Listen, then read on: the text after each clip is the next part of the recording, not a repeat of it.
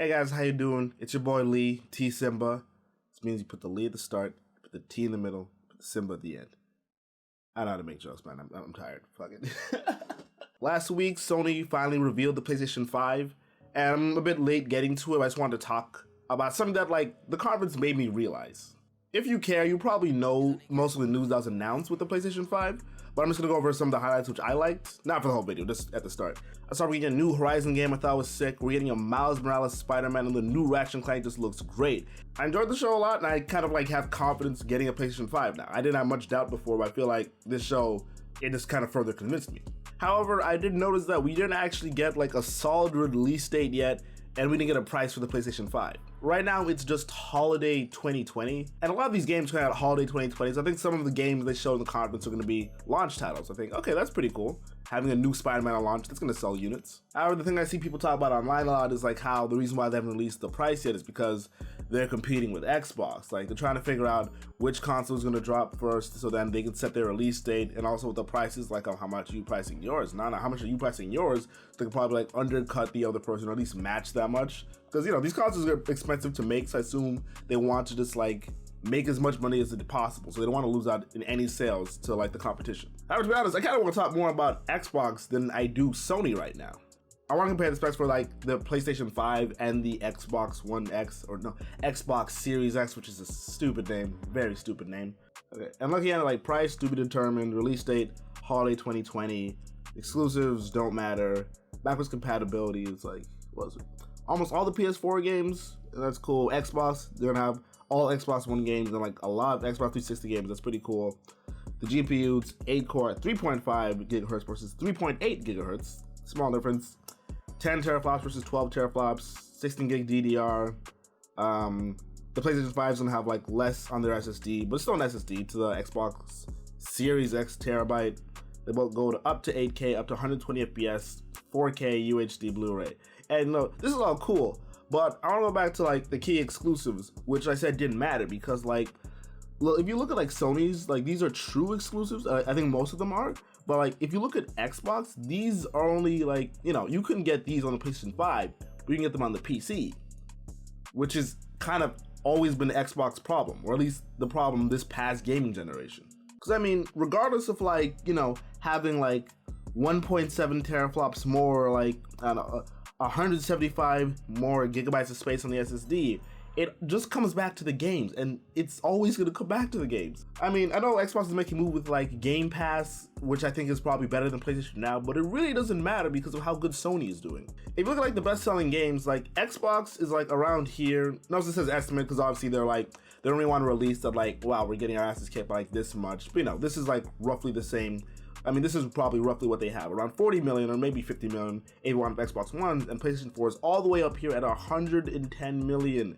It's PlayStation did numbers. The Switch hasn't even been out nearly as long as the Xbox One, and they've already sold more than them. The issue I have with Xbox is that this is gonna happen again if they probably don't get some games, or unless they offer a console experience that's vastly better than that of the PlayStation 5. I feel the Xbox One X is a very competent console, maybe in some regards even better than the PlayStation 4, but it comes down to games at the end.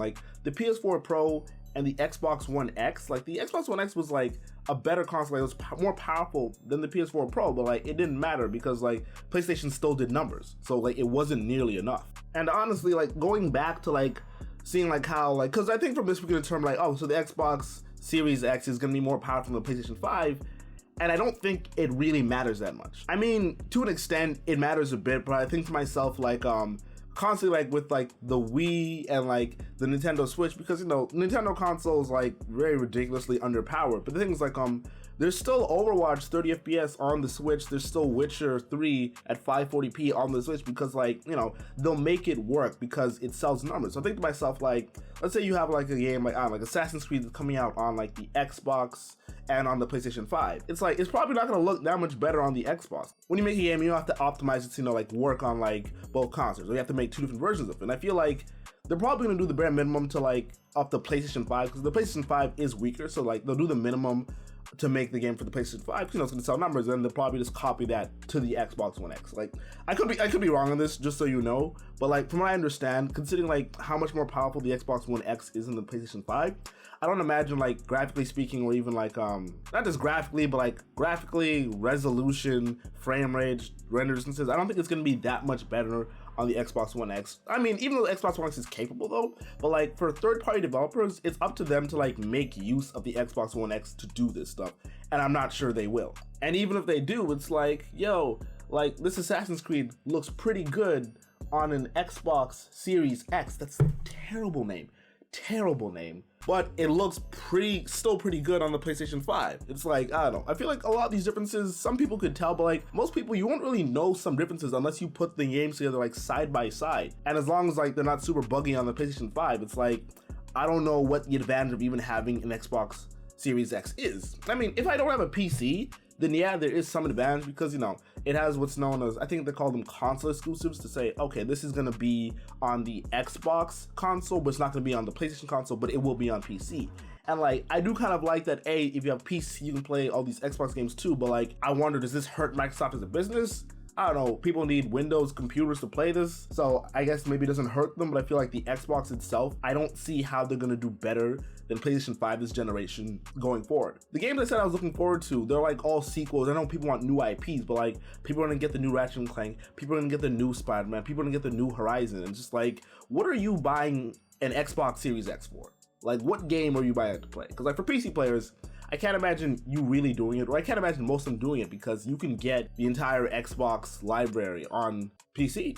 Unless Xbox, like I said, does something with the Xbox Series that makes it like vastly just a better place to play games, or maybe even just experience media on the Xbox Series X, they're just gonna lose to Sony again. I really feel like history's gonna repeat itself. I know Sony put out some games like on PlayStation Now. I think you can play God of War on PC or Horizon on PC as well, but like they're not putting like their entire library out to play on PC as well. I think, you know, they're fishing, and you know, they're throwing the bait. It's like, let's put God of War on PC, and then it's like, gotcha, bitch.